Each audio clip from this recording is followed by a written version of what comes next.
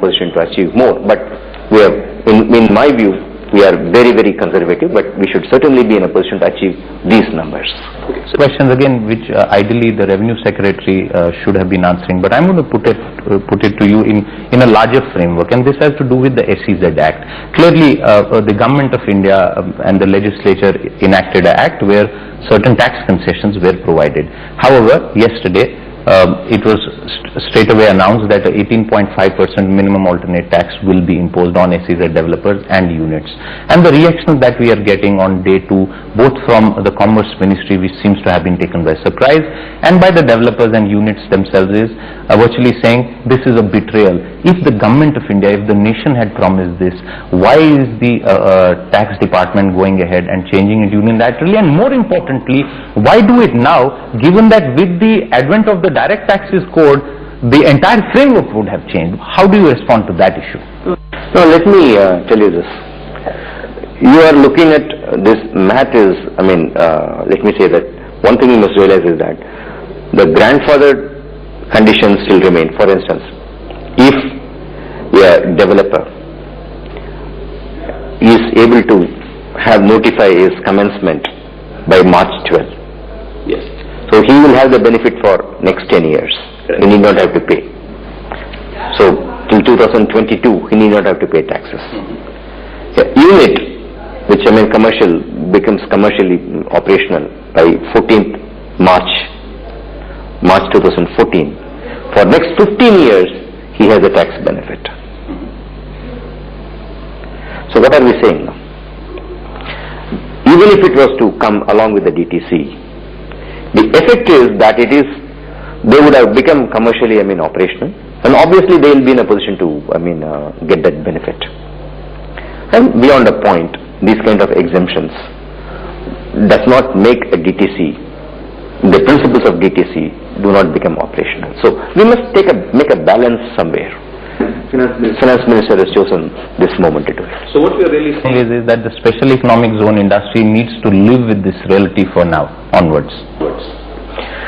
When the DTC was, announced, it's a question of date. At that time it was made clear that the grandfathered provisions will be available to those who become operational by a particular date. So this is, in my view, it's not a surprise. Let's now come to the big picture of the budget, and clearly it was a very heartening feature to see in the last 3-4 years. We haven't. I'm happy you're not talking about the heartening feature now, after showing skepticism about the budget for so long. I'm very happy. Down to the big picture really, and over the last several years, if you pick up a finance minister's budget speech, you see that there has never been a long list of bills as was pronounced yesterday, and all of them are clearly very, very crucial bills, including the lapsed insurance bill or the pension regulatory bill. So clearly by that sense, the finance minister sending out a very, very strong signal, and also tempering it by telling us subsequently that the political reality means that the government cannot just simply go ahead and implement it. There has to be negotiation and talks with the entire political structure. That aside, tell us your sense of the reforms proposed. What kind of timelines are you looking at least for the major bills? And in terms of the signaling effect, what would you desire analysts and the rest of the country to read out of what was done yesterday? Okay. I would say the first thing you have to look at is that the fact that all the legislations were in the offing for quite some time. For the first time, Finance Minister has said that he is going to take it to the Parliament and then debate there. The PFRDA bill has more or less been looked into by the previous standing committee, or the previous Lok Sabha.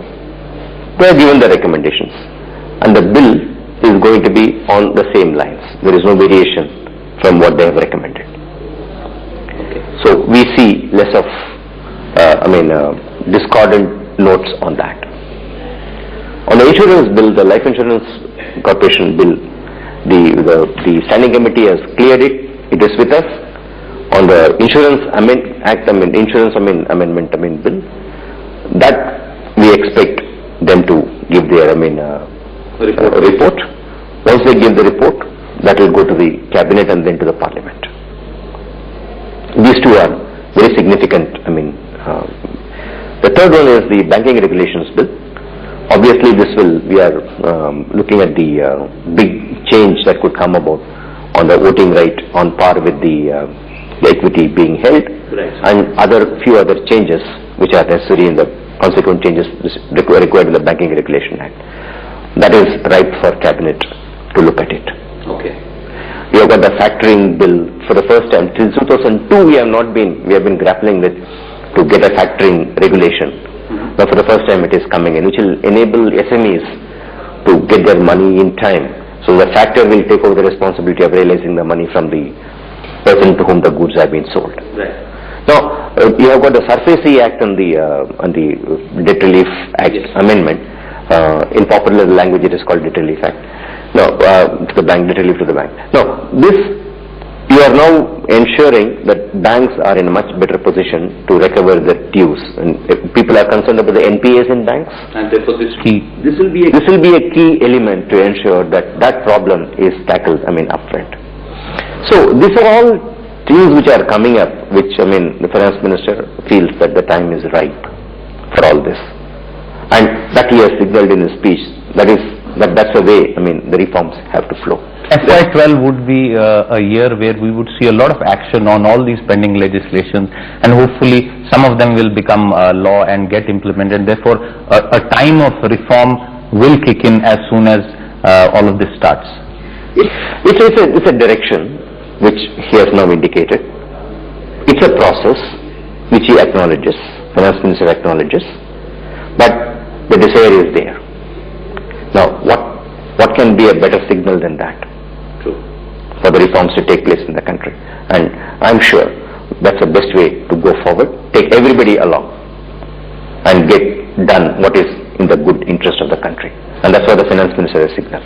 Will team at any point of time consider the possibility of FDI in multi-brand retail, sir? That is an ongoing exercise. There is the committee is there in the DAPP which is looking at this, and they have received inputs, and they are working on that.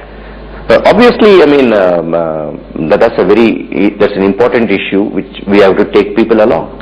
Now, there are opinions for and against. Now, if there is a necessity, in the sense that if we have to go forward, are there stages in which this can go forward, or otherwise, there will be views which will not be, which will be such that it will not give a good, impression for the economy or something. These are all issues which the committee is examining. But they have not given the recommendation. Once they give the recommendation, then at the political executive level, these things will get debated, and that will take shape. But until the report comes from that committee, there is no way we can go forward.